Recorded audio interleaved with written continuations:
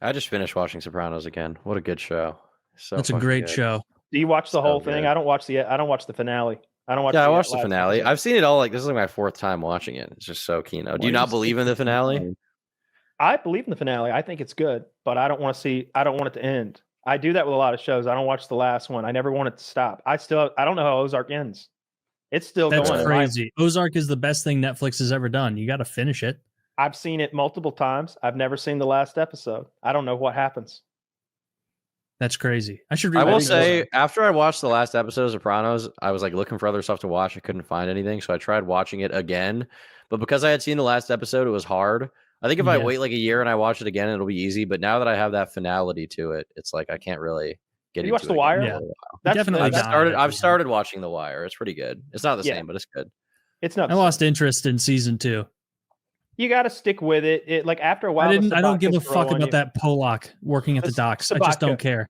Yeah, but it's interwoven into the rest of the stories, and in season 3 and 4 redeems itself. You'll be tested on it the following year. I hate shows though where it's like you just got to keep going until the good part. It's like for me, The Sopranos is so good because there's no part where I'm like, oh, this is getting slow. Like it keeps the momentum. It keeps. In its time, I think season 2 or 3 was considered a real stinker. It was because there weren't any deaths for like 9 episodes. I think season 2 or 3 is like my favorite ones. Isn't season 2 at the end where they kill Pussy, or is that end of season 1? I think that's 3.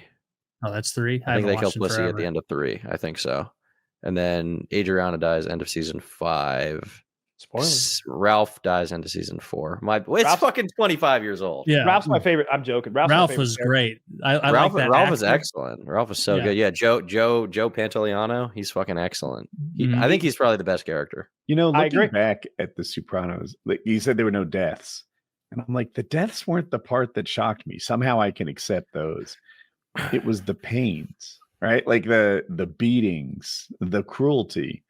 Deaths were just business, you know. You stabbed us, you got to die. People need to know there's a price for that.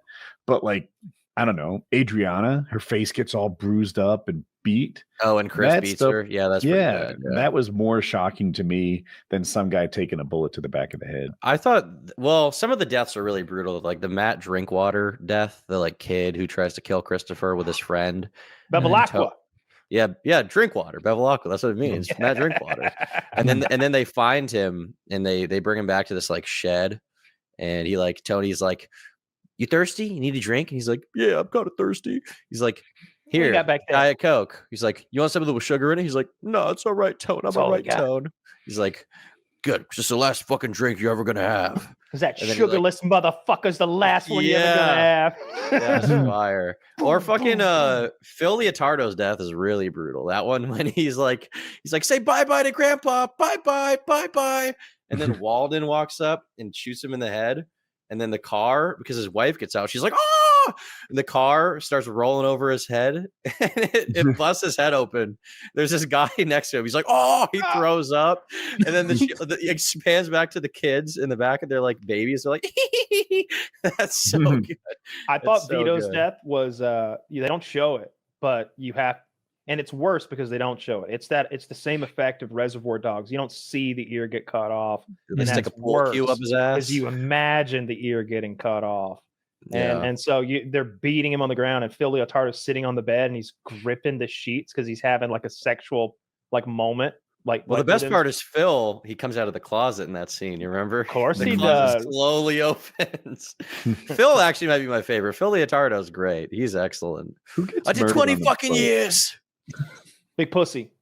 That one was Big Pussy is good, and I don't remember it being super cruel or anything. It was just there was kind of a: are they going to? Are they not going to? They don't want to, but they feel like they need to, and that the way that plays out, like the psychological torture for the viewer, and that had a bigger impact than some quick kill. Yeah, the characters I felt the same way about Pussy getting killed because the first watch through, I'm like, I really liked Pussy, and so. Some of the dialogue on the ship. Some of the dialogue on the ship. Tony's being like, hurt. Yeah, maybe they can move past this. Maybe he can just go live in fucking Chile for the rest of his life. And it's like, nah, you stabbed us in the back. It's got to end. We're all sad here. We're not going to be having a cookout on the deck after this, but you know, Only gotta Tony die. cared. That ripped out the last little bit of Tony's soul in that scene. That you could like Paulie. No, didn't have a Paulie soul. cared. Yeah. No, he didn't. No, he didn't. He No, had I a don't couple think Paulie nightmares, cared. but it was those were like I'm gonna get caught nightmares. Those weren't like I've ripped out the last shred of decency in my soul out by killing my best friend kind of stuff. And that's what Tony was going through. You could see like he had Because those real in the nightmares. following season, they're trying to find someone to play Santa Claus. Remember that?